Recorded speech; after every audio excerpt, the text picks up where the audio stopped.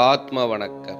சித்தவித்தையின் கர்த்தா ஞானபிதா சுவாமி சிவானந்த பரமஹம்சரின் அருளாசியால் பிரம்மஸ்ரீ பெருவேம்பா ராமசாமி எழுதிய சித்த சமாஜ வெளியீடான சித்த வித்தை, தன்னை அறிந்து இன்பமுற ஒப்பற்ற ஒரே வழி. அந்த மறைநூலில் உள்ள அவருடைய போதனைகள் மற்றும் விவரங்கள் சிலவற்றின் சுருக்கம் பின்வருமாறு.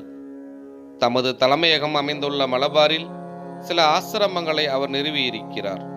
தென்னிந்தியாவில் பல்லாயிரக்கணக்கானோர் தாம் கடைப்பிடிப்பதற்குரிய சுலபமான பாதை இதுதான் என மேற்கூறிய வித்தையை கண்டறிந்துள்ளனர். அச்சுலபமான ஞானப்பாதை காட்டுத்தீ போன்று வடகேரளமெல்லாம் பரவிக்கொண்டிருப்பதை என்னால் நிரூபிக்க முடியும். சுவாமிகளின் கொள்கைகளை கடைபிடிப்போர் பெருமளவில் உள்ளனர். அவர்கள் ஆங்காங்கே இந்தியாவின் எல்லா இடங்களிலும் பரவலாக உள்ளனர். மேலும் வெளிநாடுகளிலும் உள்ளனர். அவர்கள் பொதுமக்கள் எல்லோரையும் தம் குழுவில் சேர்க்க விரும்புவதில்லை. சித்த வித்தையின் மீது முழு நம்பிக்கை உடையவர்களுக்கும் அதை பெறுவதற்கு போதிய ஆர்வமும் தகுதியும் உடையவர்களுக்கும் மட்டுமே அவர்கள் சித்த வித்தை உபதேசம் வழங்க விரும்புவார்கள். இந்த ஞான மார்க்கத்தை பின்பற்ற விரும்புவோர் அவர்களே தாமாக முன்வரும் காலம் வரை அவர்களை தம் கூட்டத்தில் சேர்ப்பதற்கு சுவாமிகளின் கொள்கைகளை பின்பற்றுவோர் விரும்புவதில்லை.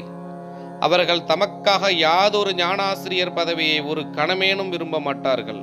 ஏனென்றால் ஞானாசிரியர் பதவி என்ற ஒன்று இல்லை என்று அவர்களுடைய வேத நூலில், அதாவது சித்த வேதத்தில் கூறப்பட்டுள்ளது. இந்த கோட்பாட்டில் ஞானாசிரியர் பதவியானது ஆன்மீக தத்துவத்தை பற்றிய விவரத்தை சுலபமாக பெறுவதற்கு மட்டும் ஒருவனுக்கு துணை செய்யும். அதனால் பெயரளவில் மட்டுமே ஞானாசிரியர் என்ற நிலை உள்ளது. தன் மனமே உண்மையான குரு என்று ஒருவர் தெளிவாக புரிந்து கொள்ள வேண்டும். மனசாட்சியே உண்மையான குருவாக கருதப்படுகிறது.